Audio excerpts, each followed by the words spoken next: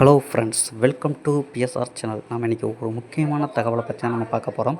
அதுக்கு முன்னாடி நம்ம சேனலை சப்ஸ்கிரைப் பண்ணி வச்சுக்கோங்க, லைக் பண்ணிக்கோங்க, ஷேர் பண்ணுங்கள். மறக்காமல் என்ன டீட்டெயில் அப்படிங்கிறத கமெண்ட் பண்ணுங்கள். ஸோ மகளிர் உரிமை தொகை திட்டம் வந்து இப்போ வரைக்கும் வந்து 1000 வந்து கொடுத்துக்கிட்டு இருந்தாங்க எலெக்ஷன் முன்னாடி வரைக்கும். அதுக்கப்புறம் விஜய் வந்த அப்புறம் 2500 மாறுமா அப்படின்னு நிறைய பேர் எதிர்பார்த்துக்கிட்டு இருக்காங்க. ஸோ அது எப்போது கிடைக்கும் அப்படின்னு பார்க்கலாம். ஸோ அதாவது இப்போ பார்த்திங்கன்னா 1000 அப்படிங்கிறத வந்து எலெக்ஷன் வருவதுக்கு முன்னாடி பார்த்திங்கன்னா எல்லாருக்கும் வந்து 1000 வந்துருச்சு. ஸோ எலெக்ஷனுக்கு அப்புறம் பார்த்திங்கன்னா ஆட்சி மாறுது.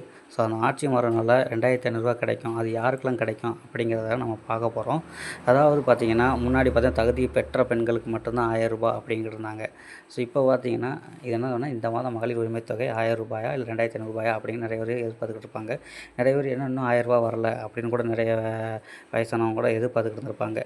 ஆனால் ஆட்சி மாறிடுச்சு. ஸோ ஆட்சி மாறும்போது அந்த 1000 அந்த அதுக்காகவே அவர் பார்த்திங்கன்னா எலெக்ஷன் முன்னாடியே பார்த்திங்கன்னா 5000 வந்து சேர்த்து போட்டு விட்டாங்க.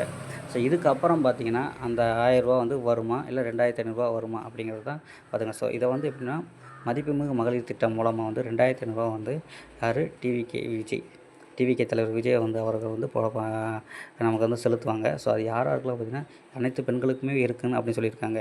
ஸோ அது இருக்கா அப்படிங்கிறத நம்ம கொஞ்ச நாள் கழிச்சா நம்ம செக் பண்ண வேண்டியது இருக்கும். ஸோ இப்போ வந்து அவர் வந்து இன்றைக்கி வந்து பதவி ஏற்கிறாரு. ஸோ பதவி ஏற்றதுக்கு அப்புறம் தான் அவர் வந்து யாராருக்கெல்லாம் தகுறாங்க அப்படிங்கிறத நமக்கு தெரியும். ஸோ கடந்த 2026 இப்போ வரைக்கும் வந்து 1000 வந்து எல்லாருக்கும் பெண்களுக்கும் வந்து கிடச்சிச்சு.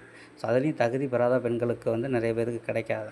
அதனால் இப்போ வந்து இந்த ஆட்சி வந்தால் பிறகு தகுதி உள்ள பெண்களுக்கும் தகுதி இல்லாத பெண்களும் அனைத்து பெண்களுக்குமே 2500 வந்து கண்டிப்பாக வந்து செலுத்தப்படும் அப்படின்னு டிவிகே தலைவர் விஜய் வந்து அவர்கள் வந்து சொல்லியிருக்கிறாரு. ஸோ அது வந்து முதல் கையெழுத்தாக போடுவாரா அப்படிங்கிறத எதிர்பார்ப்பு தான் இருக்குது.